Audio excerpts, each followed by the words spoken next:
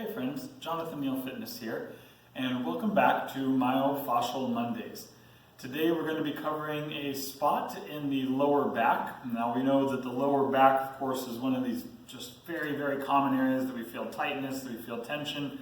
The muscle we're going to be getting into is called the Quadratus Lumborum, and it's kind of out in the side of the lower back, not necessarily directly next to the spine so much, where we're going to be putting it a little bit more out on the side in a little area. We could call it the love handle area out here. And this Quadratus Lumborum, or what we call the QL sometimes, is a very commonly tight muscle. If you've ever done like a good triangle pose in yoga, you probably feel that stretch coming out here, maybe even with the side bend. Very, very important area to release. It has a lot of effect, obviously, on the back itself, on the hip structure and stuff like that. And again, it tends to be very tight. It tends to have a lot of knots and adhesions. So we're going to look at today how we're going to loosen that up. This can help with all kinds of things, from back pain even into knee pain, because again, it has an action on the hip, which has an action onto the knee. But as always, even if you're not experiencing any kind of pain in any of these joints, this is something we're going to want to address before anything does come up. So without further ado, let's get into how exactly we're going to release that. Now, if you tuned in last week, you would see that we worked on an area in the top half of the butt. We called them the external rotators, the gluteus medius, minimus, piriformis, all that stuff. This is going to be a very similar approach. We're just going to go a little bit north of there, so to speak. So again, instead of being in the top half of the hip in the butt, we're going to actually go up into that very bottom corner of the lower back. So we find, again, that kind of love handle area. Another way you can think about it is, if you go from your spine, you'll feel that hip bone kind of coming up in an arc back here. And we basically just want to be in that outer portion and just above that bone. So we're not really trying to press in. I can feel my hip bone here. I can get pretty close to that, because sometimes these spots are like right up in that ridge of the top of the hip bone. But of course, we could go a little higher, a little left, a little right, and all that. Now, like I said, how we're going to approach that is going to be very, very similar to how we approached all those external rotators in the hip from last time. So basically, really simple on this one. We're just going to do this one lying down again. I'm going to get down onto the back.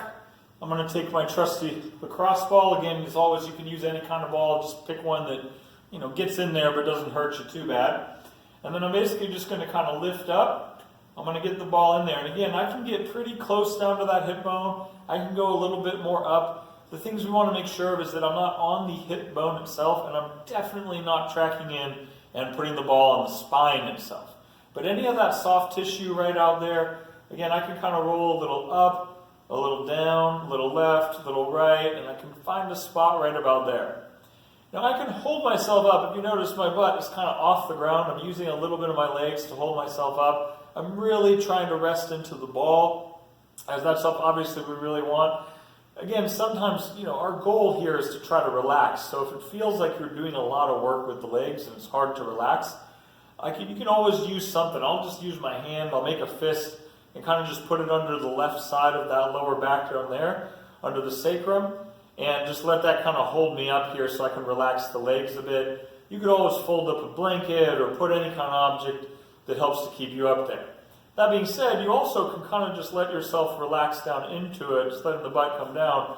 You'll probably have to move around and find a spot. If you're going to do that, highly recommend, at least you might need to in order to feel it. If you don't feel it here, then maybe just tilting the knees a little bit towards the ball. So I tilt a little bit towards the right in this case, since I have it under the right side.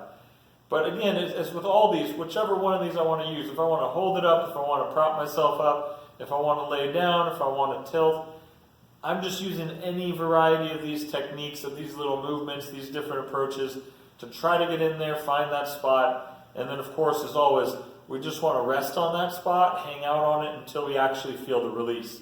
And as always, the release could be you might feel the hip bone shift, you might feel your back shift, you might feel some big structural changes.